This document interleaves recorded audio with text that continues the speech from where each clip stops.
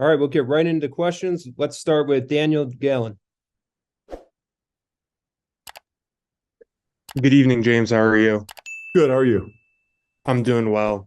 Um, we heard Lane ask this question just a bit ago, but from where you stand right now, are you anticipating having any opt-outs and a specific number at this point in the bowl process? Yeah, that those things really kind of have not been decided. There are ongoing conversations with parents and players and those types of things. Obviously, we're always trying to create an environment, a situation where we have none, but we'll see how that plays out. Let's go to John Sauber and then Audrey Snyder. Hey, James, how are you? Good. How are you? Doing well. Obviously, you hired Andy recently. Do you plan on having him coach quarterbacks moving forward? And if not, who's going to be coaching quarterbacks next season? Yeah, that hasn't totally been decided yet. We've had some initial conversations on what we think, how we think it'll play out, but not at this time to make any type of announcement. Let's go to Audrey Snyder and then Greg Pickle. Hey, James, thanks for your time. You too. With the transfer portal opening tomorrow for undergraduates, are there any areas in particular that you think you guys need to kind of zero in on, or what are maybe some needs that you hope to address via the portal? Yeah, well, the transfer portal's open tomorrow for us and legally, but for a lot of people, it's been open for a while, which is concerning. But yeah, we'll look into its best players available. We're trying to create the most competitive roster that we possibly can. Our players understand that. We told them that when we recruited them, whether it's high school players or whether it's transfer portal guys. We just want to create as much competition as we possibly can in the locker room and go from there. But that's really what we're looking for is best players available, and obviously guys that are the best fits for our locker room and our campus and community. Let's go to Greg Pickle and then Donnie Collins. Coach, thanks for your time. You too, Greg. When you look at Andy Kotelnicki, what was the reason that made him the best fit for you? Well, a couple things. He's a guy that I've known for a number of years. Got a ton of respect for what they did at the University of Buffalo as well as what they did at Kansas, two places that can be tough to win at, and they were able to do it. I got a ton of respect for Lance, his head coach. Those two guys have been together for 11 years. Did a lot of film study, did a lot of research. Him and Lance had come and visited us a couple times, so we were able to develop a relationship over a period of time. 18 years of offensive coordinator experience in terms of calling the plays, and then obviously the data. You look at the data and what they've been able to do with their players and with their roster. It's been really good. And then how I thought he would fit personality wise with our players and staff. Let's go to Donnie Collins and then Corey Geiger. Hi, James. Obviously, it's not the only consideration, but how firmly did he land on your radar after the Buffalo game and 2019 and the performance they had against you guys? I mean, obviously that was a long time ago. It was a small factor, but not really much more than that. To be honest with you, that wasn't a major factor. It's really what they've been able to do and what all the data says and all the other things that we just discussed. But that was a little bit, but not really. Let's go to Corey Geiger and then Rich Scarcella. Hi, James. This is 6 times in 8 years you finished in the top 12. So what does that mean to the program, first of all? And you mentioned on the last call about, there was a possibility coming into this year, there was a solution for the season that didn't happen, raising it to 12. Did you have any input or insight into all of that process before the season? No, I guess what I'm saying, it's been reported and covered pretty significantly that there was a, vote between commissioners about, making when this would go into when this would go into action, the 12-game playoff. So no, that I'm just talking about what's already out there. And then your first question was again what? Making it you've been in the top 12 now 6 out of 8 seasons. What does that mean to the program? Yeah, so again, we have aspirations and expectations to do better. But there's also only a very, very small handful of teams in the country that have done what we've done. And I think there's also a cool reality that I think with a win in the Peach Bowl, I think we have a chance to be, I think, the only program in college football to win every New Year's Six bowl game. So that's something that's exciting. And then obviously our first time in the Peach Bowl, in terms of Penn State.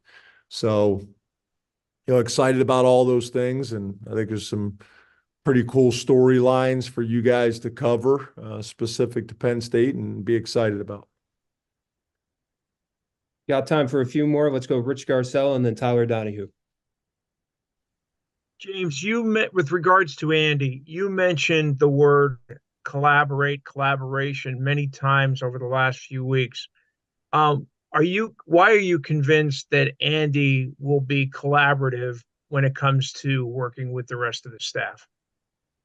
Yeah, just discussions that we've had. Me and Andy have talked, gosh, I don't know how many times and for how many hours. And I think one of the things I think was helpful for him, as well as for me, is felt like we were both being very transparent in what he was looking for and what I thought we needed. And for him to leave a program and a guy that he'd been with for 11 years and had a very, very secure contract, he had to feel good about what he was joining, and I needed to make sure and be thorough in what we were getting. And I think the last 2 weeks of the season have shown, we have a really good staff, obviously on defense and on special teams, but on offense.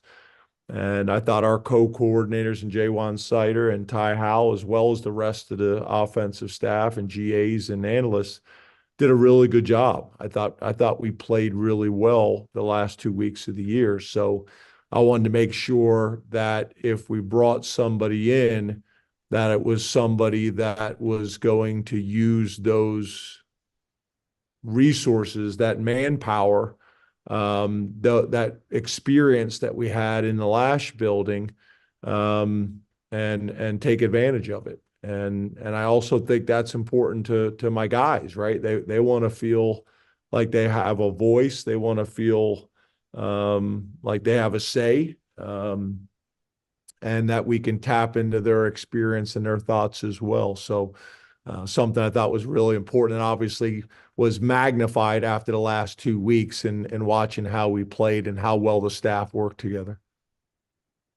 2 more questions, Tyler Donahue and then Johnny McGonigal. Thanks again, James and Greg. Just going back to Andy real quick, if I can, James. I know you mentioned he's going to be like Manny Diaz, observing a lot. That relationship, though, between an OC and the quarterback unit, it's so unique in the sport. What would you like to see maybe Andy be able to accomplish, understanding they're not being coached with him directly on the practice field during bowl prep, from what we understand, but what would you like to see them accomplish maybe this month of December together? Well, I think a couple things. I think number one, I think Andy, like he did at Kansas, is really going to approach this like the head coach of the offense. And he's had experience really coaching almost every position on offense and coordinating from every position on offense, which I think is also going to allow him to float almost like an NFL coordinator in some ways. So again, we'll see how that plays out. Obviously, the last 2 weeks, Danny O'Brien and myself, we're coaching the quarterbacks and in all the quarterback meetings. So, we'll see how that plays out. But him developing relationships, and him being able to get a feel for our players, our strengths, our weaknesses, get a feel for our staff, strengths and weaknesses, and for him to see how we operate, how we're organized, what the culture is like, and build as many relationships with the players as possible, including the quarterbacks, I think is really important. So this is a valuable time. I thought it was really valuable for how we did it with Manny and allowed him and us to hit the ground running. And we're going to need to do that again. Last question, Johnny McGonigal. Yeah, James, you've talked before in the past about the importance of alignment within the university, within the leadership. When it came to Andy, how would you describe the hiring process working in conjunction with Pat? Yeah, I think very similar to what most programs across the country that are our level are like. Very similar style. I don't know if it was that way in the past, but this was a conversation with me and the people on my staff that I use to gain information and data to kind of help the process with me, especially the last 2 weeks of the season when I'm focused on finding a way to beat our last two opponents. And then, what I'm a communicator in general, as you guys know. So, I kept Pat and Vinny in the loop with what was going on. But they were great. They were supportive. I think we've gotten to know each other very well. I think they understand how I operate, how thorough and how detailed we are with the things that we do. Very similar to how they operate. So that's worked out well. And then once we were, ready to pull the trigger and make a decision, then they were supportive in the areas that we needed them to be supportive, throughout campus and some of the hoops and hurdles you have to jump through and over to get those things done and be able to get those things done in a short period of time. So, I would probably describe it that we're operating now at a level, more consistently with the programs that we should be competing with.